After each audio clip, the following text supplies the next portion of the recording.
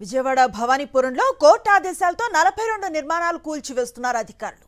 Lakshmirama cooperative building సొసైటీకి అనుకూలంగా court తీర్పిచ్చింది. దీంతో భారీ బందోబస్తు మధ్య పోలీసులు ఇళ్లను కూల్చివేతను చేపట్టారు అధికారులు. 42 ఫ్లాట్స్ కూల్చివేతతో బాధిత కుటుంబాలు రోడ్డున పడ్డాయి. 25 ఏళ్లుగా నివాసం ఉంటున్న తమను వెళ్లగొడుతున్నారని బాధితులు కన్నీరు మున్నీరుగా విలపిస్తున్నారు. పోలీసులతో బాధితులు వాగ్వాదానికి దిగారు.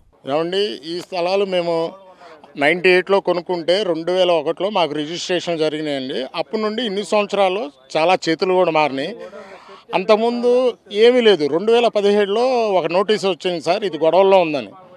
గొడవల్లో ఉంటే ముందే మాకు ఆ రిజిస్ట్రేషన్ ఆపేయాలి, లేదా ఇక్కడ నోటీస్ బోర్డు అన్నా పెట్టాలి. ఏమీ లేకుండా డైరెక్ట్గా నోటీస్ పంపారు. అది మనకి ఎవరికి తెలియదండి. చాలామంది ఆడపిల్లలు గల్లోళ్ళు కట్నం కింద కూడా ఇస్తే ఇది గొడవల్లో ఉందని ఆడపిల్లల్ని ఇంటికి కూడా పంపించారండి. అయితే 2001లో రిజిస్ట్రేషన్ అయితే 2017లో నోటీస్ వచ్చిందండి. ఇన్ని సంవత్సరాలు ఏం చేస్తున్నారు? ఇన్ని సంవత్సరాలు తెలిసి కూడా ఇన్ని సంవత్సరాలు మన రిజిస్ట్రేషన్ ఆఫీసులో రిజిస్ట్రేషన్ కూడా జరుగుతున్నాయి. అప్పుడు ఎందుకు ఆపలేదండి? అప్పుడు ఆపాలి కదా. ఇంతమంది అన్యాయం అయిపోయేవాళ్ళు కాదు కదా. సరే 2017లో నోటీస్ వచ్చింది. తర్వాత మాకు తెలియదు కేసు ఇప్పటికీ జరుగుతూనే ఉంది. సుప్రీంకోర్టులో జరుగుతుంది.